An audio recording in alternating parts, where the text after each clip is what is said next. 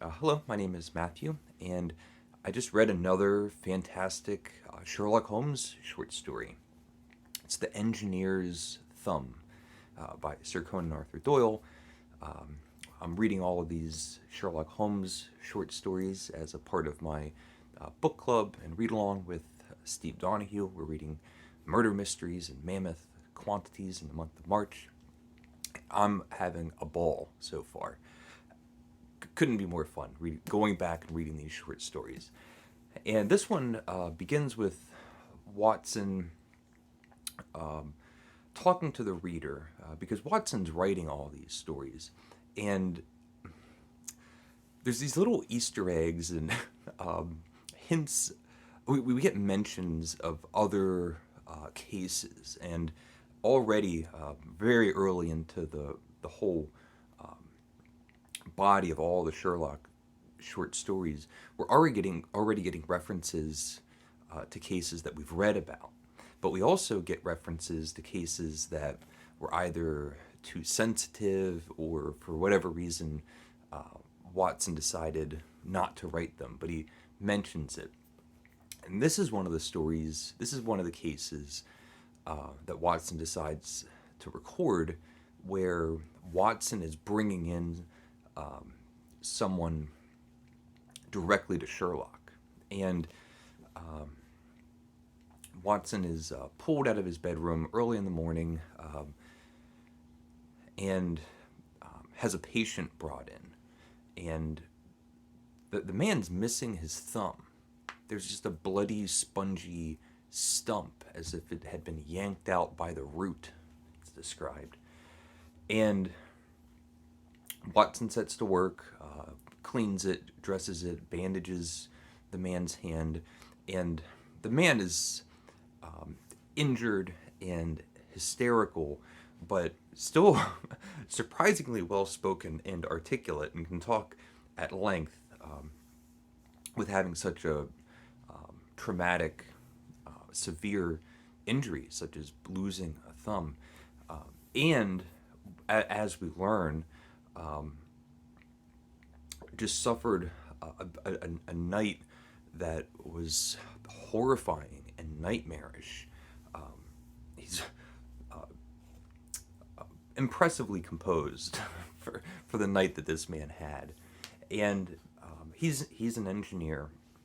They Watson takes the man to meet Sherlock and to talk over what happened, because the man said, I have to go to the police. This was the craziest story, and if it wasn't for my missing thumb, I don't have any evidence, and no one would believe me. And so he goes to Watson and this man missing his thumb go to Sherlock, and he starts telling his story about how he had started his own engineering practice. And weeks or months had gone by, and he's not really getting business. He's at his wits' end, thinking he might have to go out of business, shut his industry down. And we have we have a visitor, and it's this creepy, tall, thin, gaunt, pointy-faced man. He has sharp features. His skin is pulled tight. It's described that his nose and chin all come down to points. Very villainous. And the man says, I need assistance from an engineer, but it requires the utmost secrecy. And then he says, and you're an orphan and a bachelor. And this unseats our storyteller. He says, well, okay, it's secretive, but what does my being an orphan or bachelor have to do in my professional capacity? And the man says, well, you'd be less likely to tell your family or your parents. We need someone who's absolutely alone, has no connections, no relations. And he's agreeing, okay, I promise to keep your secret. And then, after this big build-up, he explains that the pointy-faced villainous man explains that out in the country they have a hydraulic press that is malfunctioning, and it's sensitive, and it's something that needs to be kept top secret. But they need to fix the hydraulic press, and that's why they need the engineer. And then he goes on to talk about this Fuller's Earth, which is some kind of valuable clay substance that has aluminum in it, and it's used for various purposes, and it's valuable. And he's talking about this Fuller's soil and how he has a reservoir of it on his property, but the neighboring properties have even larger reservoirs, and so he's going on about this, and our storyteller's listening to this, thinking already like this sounds kind of off because you've really exaggerated the importance of this. This isn't the kind of thing where you have a life and death secret. It's already sounding odd, but the pointy-faced villain man says, I'll pay you 50 guineas, which is like 5 times more than what our storyteller would have even asked, but he has to leave late at night. He's not going to get to this place until like midnight. All this stuff transpires. And this story is one of the most just horrific and nightmarish that I've read so far in these in the Sherlock Holmes stories in the past few days.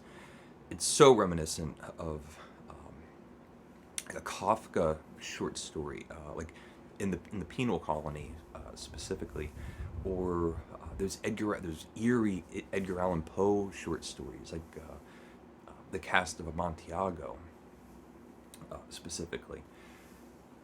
And it's just this haunted house story. He's brought there in the middle of the night. We're in this completely pitch black manor. There's a woman, a German woman. He even says, like, what are we doing here? What are all these German people doing in the middle of the English countryside? And before he's even brought to this hydraulic press that he's been asked to examine, the woman comes up to him and just says, leave. Get out of the house. Just go. There's a door right there. Just leave. And the man says, well, I haven't even looked at the press, and I'm due this 50 guineas. Am I gonna just leave without getting? The woman's like, it's not worth it. Just get out. And it's haunting. And he looks at the hydraulic press, goes outside and he examines it, and figures out what's wrong with it. There's some kind of gasket that needs to be replaced, and so it's leaking and doesn't have the pressure required. But he's already thinking to himself, okay, they're lying to me, definitely.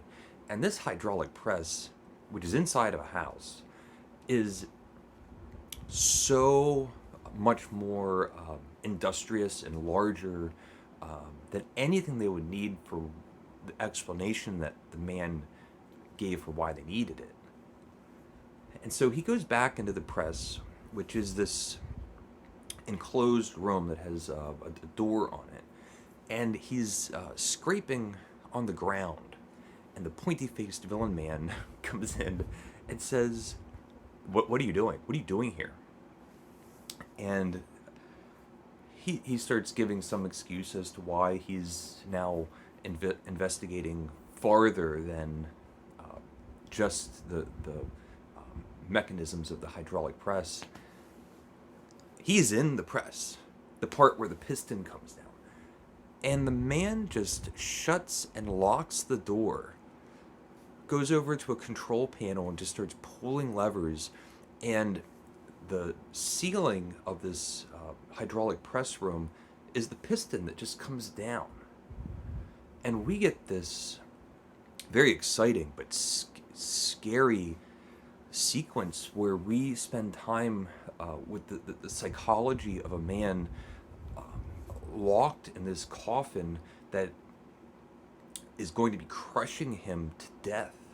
Of course, he's in a panic. He's banging on the door. He's yelling and shouting, scraping his fingernails on the sides of the walls. But he's also trying to determine at the moment when he's going to start being crushed, what position should he use?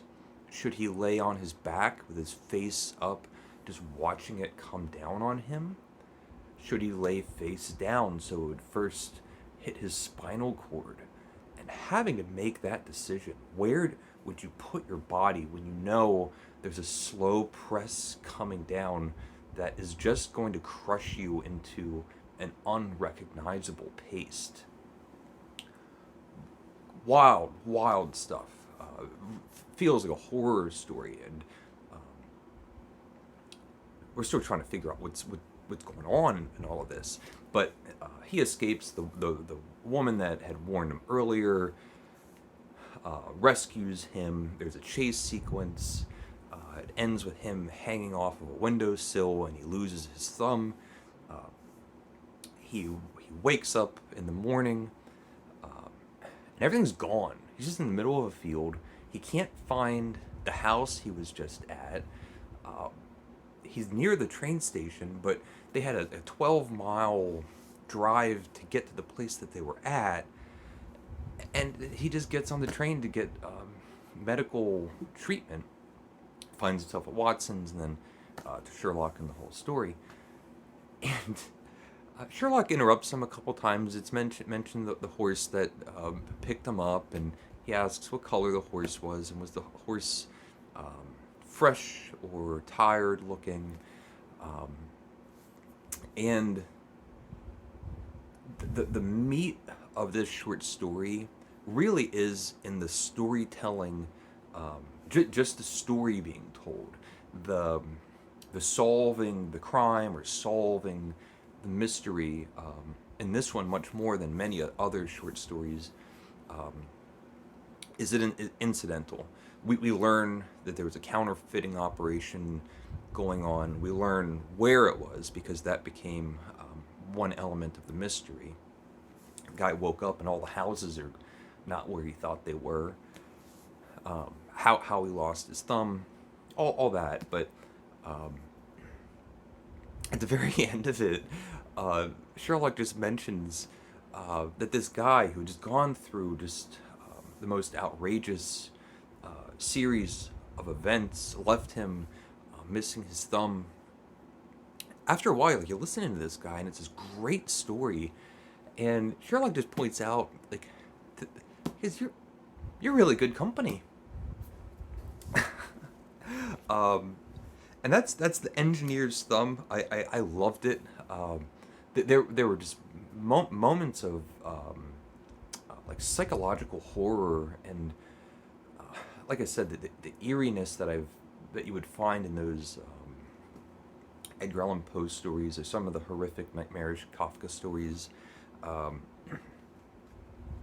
And you get all the great stuff with the chemistry between Watson and Sherlock. A really good short story. The Engineer's Thumb by Sir Arthur Conan Doyle.